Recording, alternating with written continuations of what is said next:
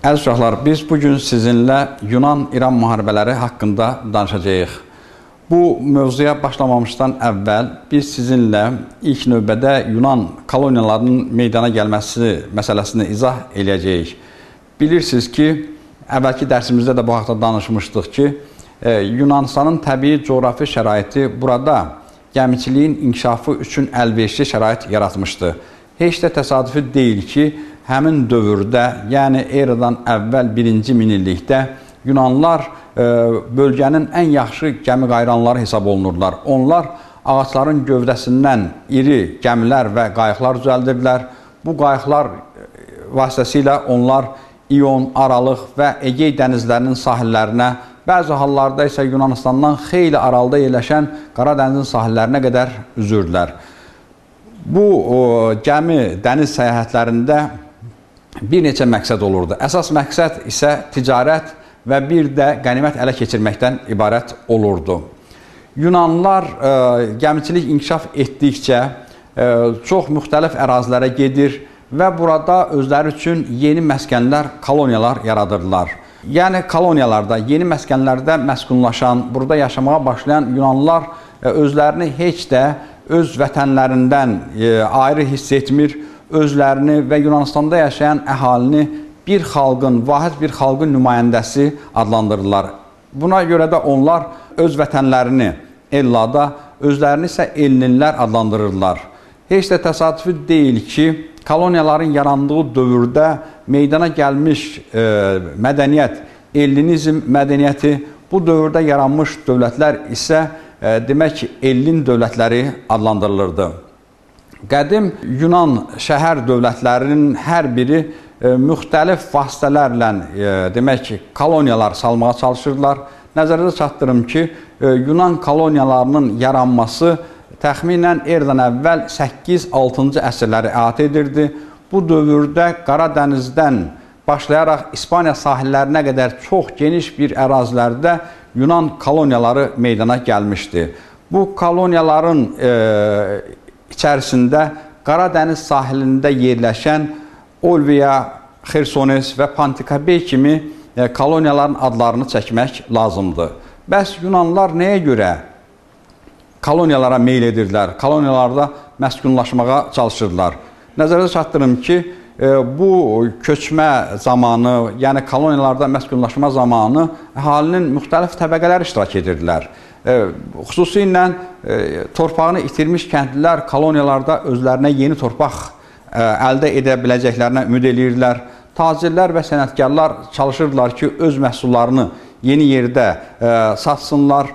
Bəzi adamlar da var idi ki, müxtəlif cinayət əməllərinə görə təqib olunurdular və onlar demək ki, bu təqiblərdən yaxa qurtarmaq üçün koloniyalarda məskən salmağa çalışırdılar.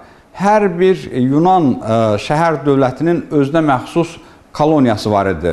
Lakin Milet şəhəri daha çox koloniya malik idi və onun koloniyalarının sayı digərlərlə müqayisədə xeyli çox idi. Koloniyalar əslinə qaldıqda müstəqil dövlətlər idi.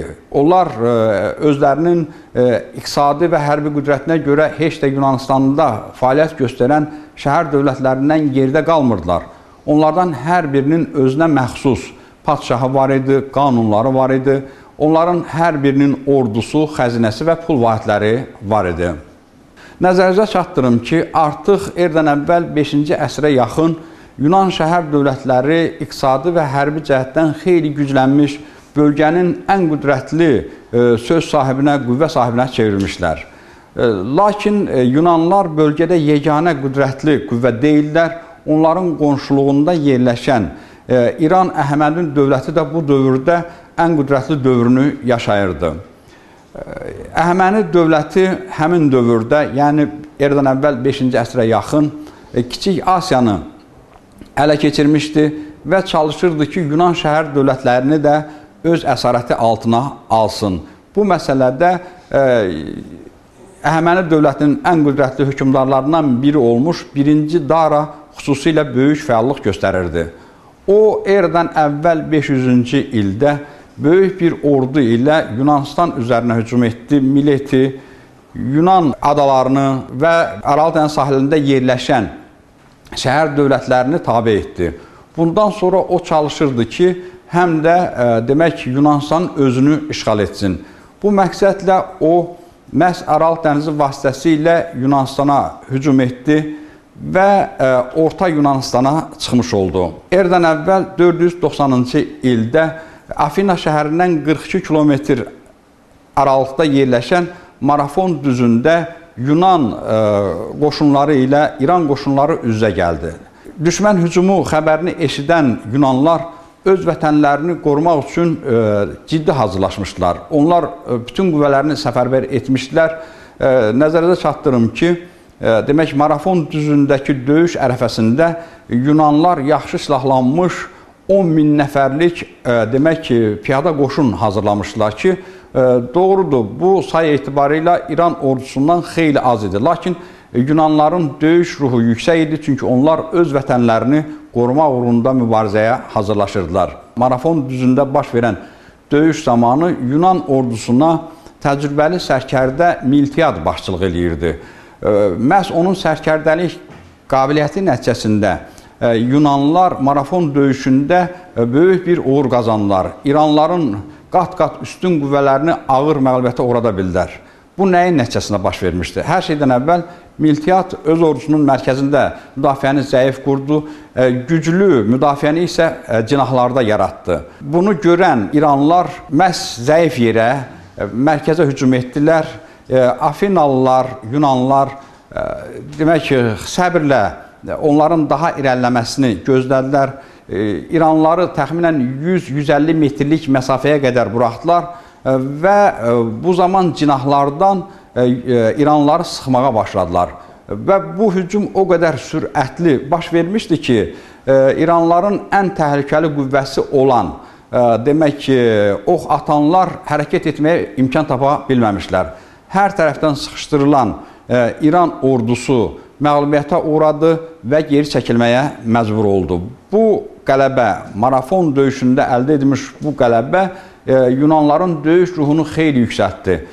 Döyüşdə iştirak etmiş əskərlərdən biri Marafon çölündən Afina şəhərinə qədər ki 42 kilometrlik məsafəni bir nəfəsə qaçaraq qələbə xəbərini Afinalılara çatdırdı və ürəyi partlayaraq öldü. Məhz həmin döyüşçünün şərəfinə sonradan məşhur Marafon qaçışları keçilməyə başlanmışdı. İranlılar Marafon döyüşündə məğlubiyyətə uğrasalar da Yunanistanı işğal etmək niyyətindən əl çəkməmişlər. Bu məsələdə 1-ci Daranın oğlu Əhəməni hökmdarı Kserks xüsusilə inadkarlıq göstərirdi. Kserks eradan əvvəl 480-ci ildə əvvəlcə Şimali Yunanistana daxil oldu və bütün Yunanistanı işğal etmək məqsədi ilə cənuba tərəf hərəkət etməyə başladı. İranlıların yeni hücumu Yunanları ayağa qaldırdı. Yunan şəhər dövlətləri öz aralarında birləşdilər və daha güclü bir ordu yaratdılar. İran ordusunun Orta Yunanistana daxil olmasının qarşısını almaq üçün Yunanlar ilk növbədə mühüm strateji əhəmiyyəti olan Fermopil keçidini ələ keçirdilər. Kserksin ordusu da Fermopil keçidinə yaxınlaşdı və öz elçisi vasitəsilə Yunanlardan təslim olmağı, müqavimət göstərməməyi tələb etdi. Həmin dövrdə Yunan ordusuna Sparta padşahı Leonid başçılıq eləyirdi və Yunan elçisini də o qəbul edib bildirmişdi ki, əgər bacarırsansa da gəl al. İranlılar hətta Yunanları qorxutmaq üçün özlərinin çoxlu oxlara və mızraqlara sahib olduqlarını bildirmiş və hətta demişlər ki, onların oxlarının və mızraqlarının sayı o qədər çoxdur ki, günəşin qabağını da belə tuta bilər. Leonid isə cavabında demişdi ki, nə olar, biz kölgədə vuruşarıq. Təsadüfi deyil ki, İranlılar 2 gün ərzində Fermopil keçidinə həmlə etdilər və oranı ələ keçirməyə çalışdılar. Lakin bütün hücumların qarşısı Yunanlılar tərəfindən alınırdı. Belə olduqda İranlılar başqa bir taktikaya əl atdılar. Onlar bir nəfər xain tapdılar və həmin xain adam İran ordusunu Fermopil keçidinə apardı. Bu döyüşün gedişində, müharibənin gedişində dəyişiklik yaratdı. Belə ki, məhz bu hadisədən sonra Yunanlılar artıq mühasirəyə düşdüklərini başa düşdülər. Ona görə də Leonid Spartalılardan başqa bütün Yunan ordusuna geri çəkilməyə əmr etdi və özü İranlılarla döyüşə girmiş oldu. Bu döyüşdə Spartalılar çox böyük qəhrəmanlıq göstərdilər. Qüvvələr nisbətinin hədsiz dərəcədə qeyri-bərabər olmasına baxmayaraq, onlar İranlıların ordusunun hücumunun qarşısını müəyyən müddət almağa müvəffəq oldular. Döyüşün gedişində 300 nəfər Spartalının hamısı həlak oldu. Lakin əsas məqsəd, yəni Yunan ordusunun geri çəkilməsinə və əhalinin təhlükəsiz yerlərə köçürülməsinə şərait yaradılmış oldu. Beləliklə də Fermopil keçidində baş vermiş bu döyüşdən sonra İran ordusu Orta Yunanistana daxil oldu və oranı ələ keçirdi. Lakin Yunanlılar İranlılara müqaviməti davam etdirirdilər və Fermopil keçidindən sonra onlar əsas diqqəti öz donanmalarının möhkəmləndirilməsinə yönəltmişdilər. Məhz erdən əvvəl 480-ci ildə İranlılarla Yunanlılar arasında yeni bir döyüş, Salamin döyüşü baş verdi. İranlılar öz qələbələrinə çox əmin idilər. Çünki Salamin döyüşü ərəfəsində İranlıların 700, Yunanların isə cəmsi 370 triyerası var idi.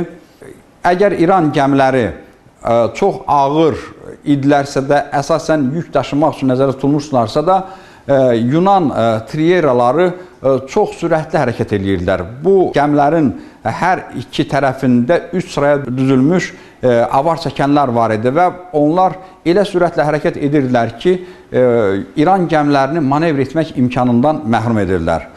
Bundan başqa Salamin döyüşündə Yunanların daha bir üstünlüyü var idi. Onlar döyüşün getdiyi sulara, yəni Salamin körfəzinə çox yaxşı bələd idilər. Onlar sualtı daşların, dənizin dayaz yerlərinin yerini çox yaxşı bilirdilər və bundan istifadə edərək onlar Salamin döyüşündə çox sürətlə hərəkət edir, İran gəmilərinin avarlarını qırır, gəmilərə taran edir, onların yanlarını deşir və beləliklə də İranlılara ağır zərbə vururlar.